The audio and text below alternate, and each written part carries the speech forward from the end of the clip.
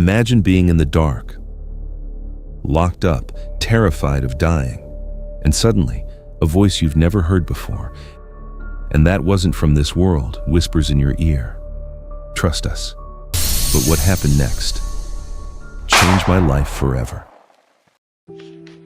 Namaste. My name is Corinne Tamayo Coffin. I live here in Brazil.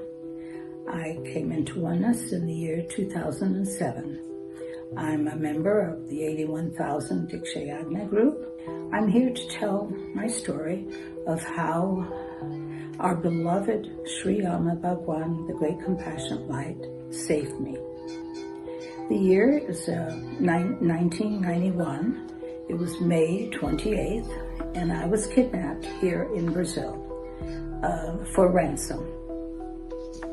Needless to say, it was a terrifying experience. I couldn't eat, I couldn't sleep in captivity. I thought I was going to die. So finally, on my 8th night in captivity, I was wide awake, unable to sleep, overwhelmed by fear. I began to pray, not just pray, but beg God to save me. Even though I had no real connection with him, I was raised a Christian, but we rarely went to church. And then something happened. This is in the middle of the night in a pitch black room. I heard a voice. Now this voice was here, about this far away from my left ear. It was a very clear voice. And the voice said, "Trust us." I literally jumped, I was in a pitch black room. I thought someone was there, but there wasn't anyone there. The voice continued, "We're going to send you an illness." I didn't trust this voice, and I must admit I answered sarcastically, "Oh, sure, send me a cold, and my kidnappers are going to let me go." The voice said, "Trust us." And a few seconds went by, and then I thought very quickly. I said, "No, well, wait a minute. I don't want to have any, lasting side effects. I don't want to be paralyzed or end up in a wheelchair." And the voice once again repeated, "Trust us." And then it began. The first of many ischemic strokes. My body began to feel strange. My tongue felt swelled in my mouth. My head buzzed. I was thrilled, actually, because I knew that this was a miracle happening. This was the way out. But I must admit once again that the kidnappers did not free me right away. They held me for another 5 days, eternal days. Each day, more strokes. My right arm hung lifeless beside me. My right side of my face was drooping. My voice was slurred. I was dragging my leg. And so then I must admit that over the next 5 days, my faith started to fade. I thought maybe I won't survive this.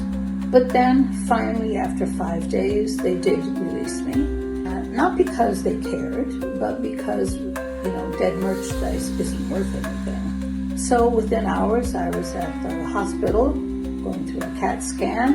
And when I came out, my family doctor was there.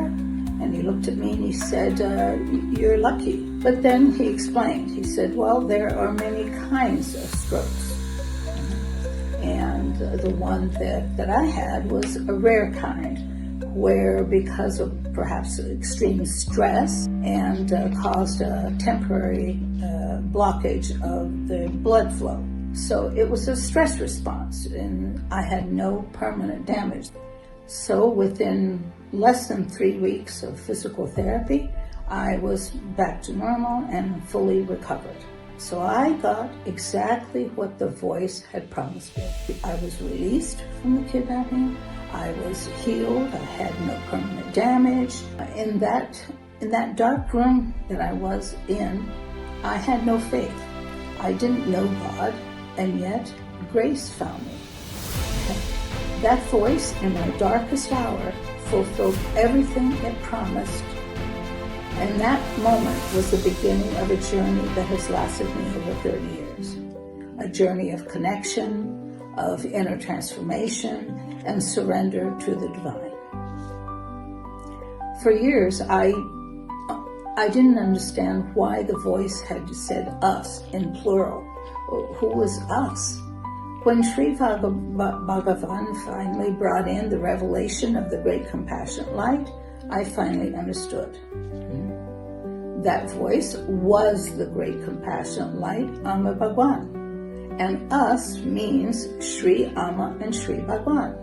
It was them. It was Amma Bhagwan. What I have come to realize is that our beloved Sri Amma Bhagwan, the great compassionate light, has been with me ever since I was born, protecting me, helping me through all my difficult times.